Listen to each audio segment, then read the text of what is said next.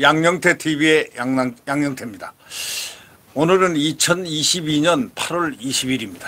이원석 검찰총장이 어저께 임명됐죠. 검찰총장이 임명된과 동시에 지금 사정의 칼이 번뜩했습니다. 벌써 사정의 칼이 벌써 솟았습니다. 월성하죠. 월성 원자로 북송 이런 등등 이런 문제 때문에 대통령 기록관, 그들이 생각할 때, 문정권이 생각할 때 대통령 기록관은 여태까지 압수수색을 한 적이 없는데 대통령 기록관은 압수수색 하리라고는 생각 못했는데 대통령 기록관을 하루에 2번이나 압수수색했습니다. 문정부 청와대 윗선으로 향하는 바로 검찰 수사고 그 조주는 바로 정조주는 문재인이 아닌가 싶습니다. 결국 문재인을 모르게 어떻게 월성이 원자력이 멈출 수가 있고 이 북송하는 거 이건 대단히 큰 문제네. 대통령이 모르고 어떻게 할 수가 있겠느냐. 이거는 일종의 상식으로 판단하는 겁니다. 이거는 통치행위에 엄청난 그 파장을 주는 거기 때문에 통치행위가 아니면 할 수가 없다라는 이런 인식에 도달한다면은 결국은 문재인은 앞으로 어떻게 될 것인가. 문재인은 역사 앞에 사죄를 해야 될 날이 있을 겁니다. 사죄를 또 해야 됩니다. 오죽하면 대통령 기록관을 하루에 2번이나 압수수색을 했겠습니까? 지금 청와대 윗선으로 이제 검찰이 수사의 칼을 겨눴습니다. 검찰총장이 바로 이 특수수사의 베테랑입니다.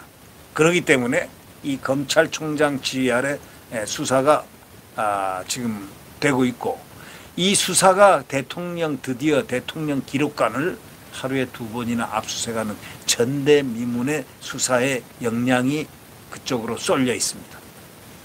검찰이 어저께 월성원전 1호기 경제성 조작과 귀순 어민 강제 북송시킨 거 있죠. 눈에 감고 그다음에 눈을 딱 막고 포승줄로 묶인데 그 포승줄이 중동에서 그 아프리카에서 싸우는 포로들을 묶는 미군들이 묶는 그 화학사로 된 그런 포승줄로 묶어가지고 먹이판 북한에다가 던져줬습니다.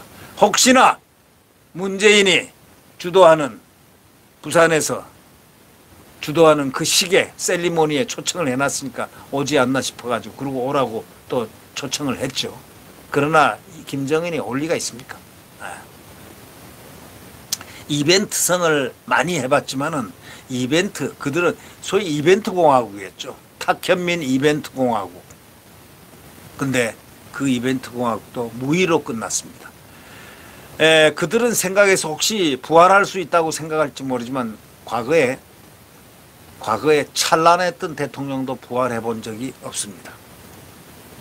정권을 일단 놓으면은 국민들이 심판을 받으면 두 번째는 그 다음에 아무리 선동선종의 귀재고 왜곡 선동 광우병 제2의 광우병을 획책하려고 해도 그것이 안 된다.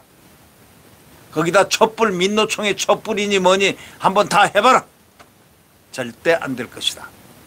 이미 국민들은 백신을 맞아놨기 때문에 촛불에 대한 백신, 촛불혁명하는 문재인에 대한 백신을 다 맞아놨기 때문에 또 광우병에 대한 소위 백신을 맞아놨기 때문에 예방주사를 맞아놨기 때문에 국민들은 움직이지 않습니다.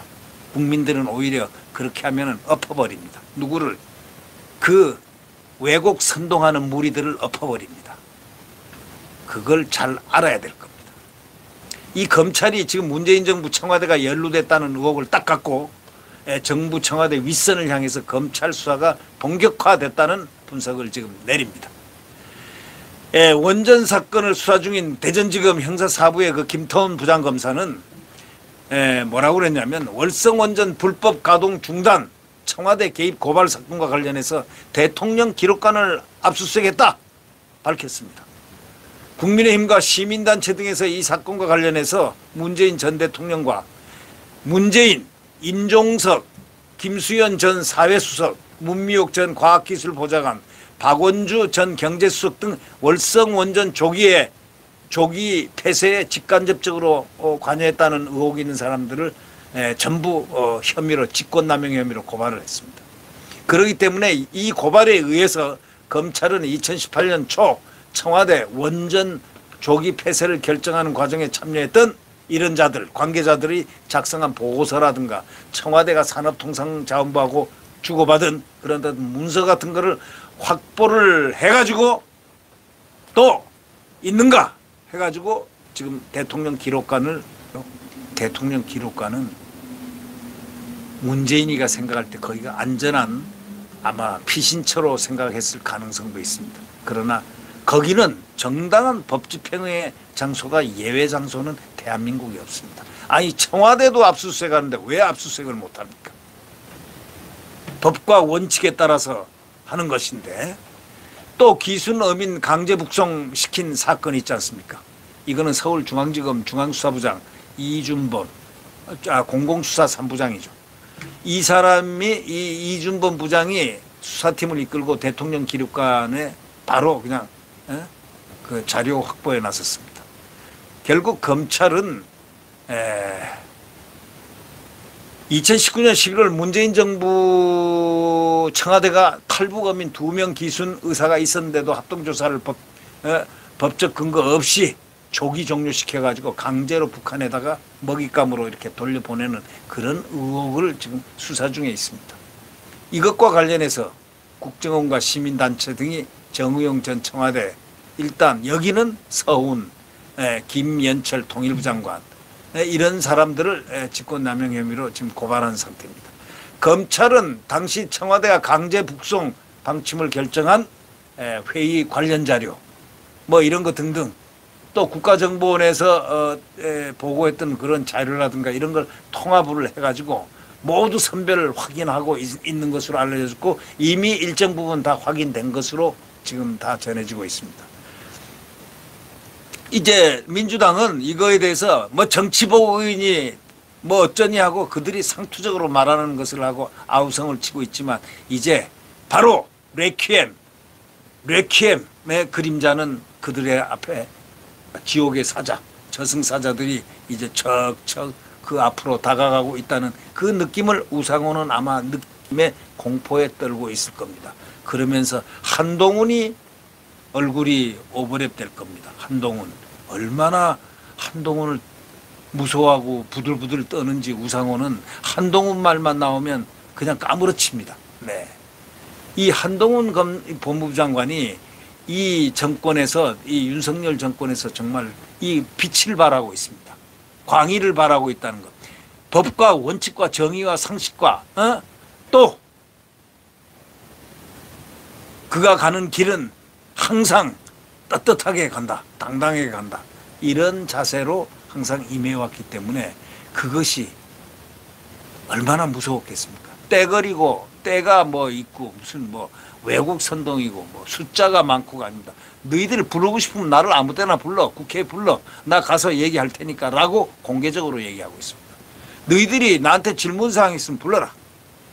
그리고 검수완박 1000만 번 시켜놨지만 너희들이 만든 법 중에서 그 법에 근거해서 내가 시행령을 만들었다. 대통령 시행령이다. 다 법률 검토 다 끝나고 법제처에서도 오케이 된 거다. 너희들이 봐서 하자가 있나? 하자가 있으면 나한테 하자 질문을 해라. 너희들이 만든 검수완박 문재인이가 마지막 가면서 도장을 쾅쾅 이 3번을 갖다 치고 방망이를 치고 나간 그 법 아니냐? 그 법에 따라서 만들었다. 할 말 없죠. 예, 할 말이 없죠. 그러나 이제 이들은 이제는 까불었지만 이제는 그 칼이 이원복 검찰총장의 손으로 넘어갔습니다. 그는 이미 딱 정조준에 했습니다. 문재인의 그 모습을 향해서 정조준하고 있는 검찰의 칼, 그것은 곧 번뜩번뜩하면서 칼의 기능을 하게 될 것을 국민들이 곧 보게 될 것입니다. 네, 구독 버튼과 엄지를 눌러주시면 감사하겠습니다.